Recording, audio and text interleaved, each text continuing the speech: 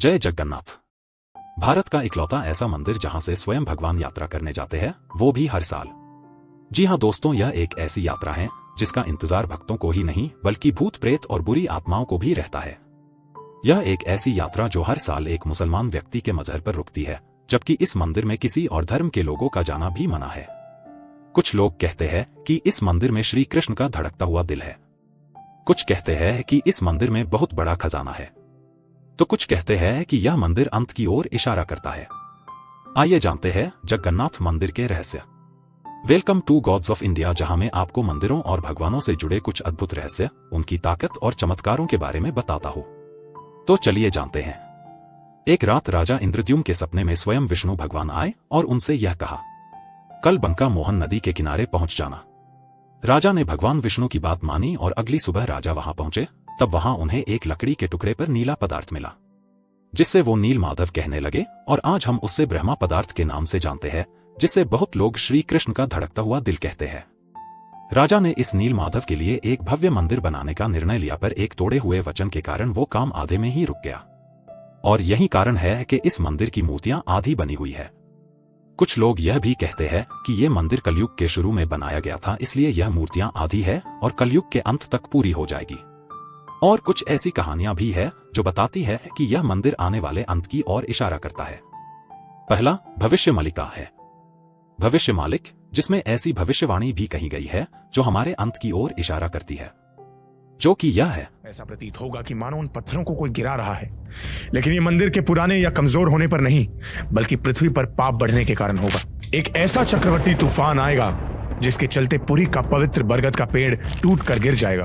मंदिर के शिखर पर लगा हुआ झंडा समुद्र में जा गिरेगा। हवा की तेज गति से नील चक्र टेढ़ा हो जाएगा।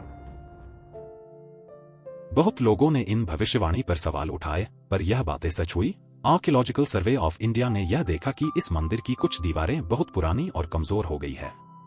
सन 2019 से 2020 में आए तूफान में पुरी का सदियों पुराना बरगद का पेड़ भी गिर गया।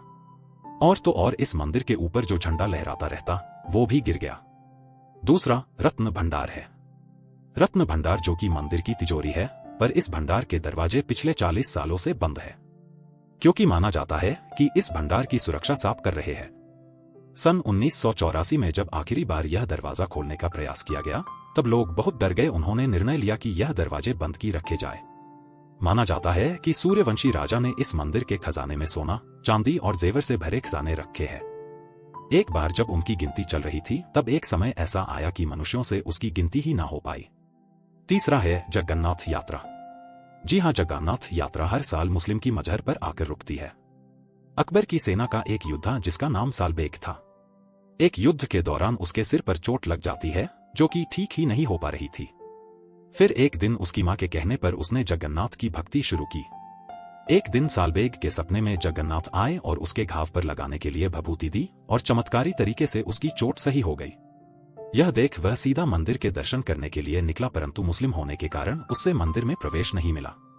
वो बाहर बैठकर भगवान की भक्ति करने लगा, और मरने से पहले वो कहकर गया कि अगर मेरी भक्ति में शक्ति है तो मेरे भगवान मेरी मजहर पर जरूर आएंगे। और तब से हर साल जगन्नाथ का रथ सालबेग की मजहर पर कुछ देर के लिए रोका जाता है। चौथा गुंडीचा मंदिर है। इस यात्रा में भगवान का रथ एक और जगह रोका जाता है, और वह है पुरी का गुंडीचा मंदिर।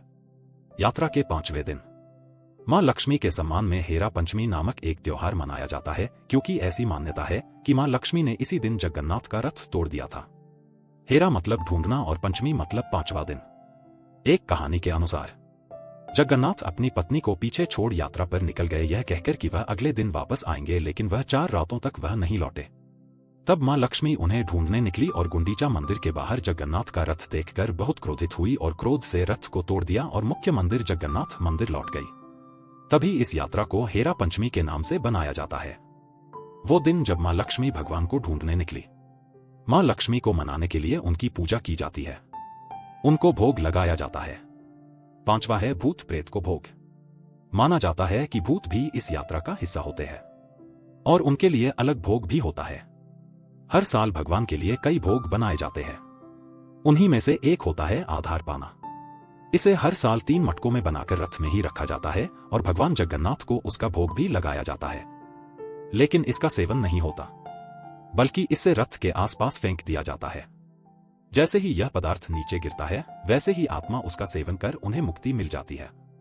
जगन्नाथ मंदिर और उनसे जुड़े राज इतने हैं कि उनको एक वीडियो में कवर करना इम्पॉसिबल हो जाता है। अगर आप और भी जगन्नाथ मंदिर की कहानियां सुनना चाहते हैं तो कमेंट्स में बताना ना भूलें। और वीडियो अच्छा लगा हो तो लाइक और चैनल को सब्सक्राइब करना ना भूलें। धन्यवाद। जय जगन्नाथ।